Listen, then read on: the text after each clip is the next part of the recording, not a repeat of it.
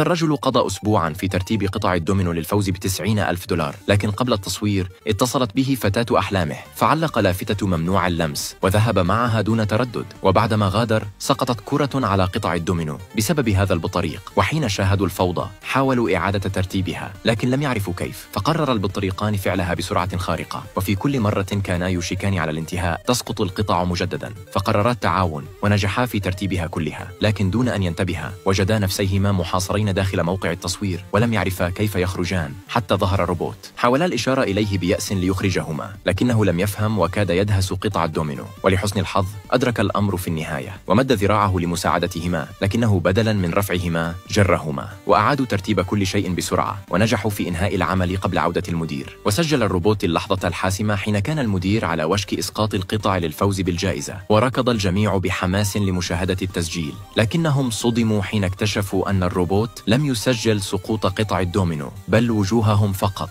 وهكذا خسروا 90,000 دولار في ثانية واحدة.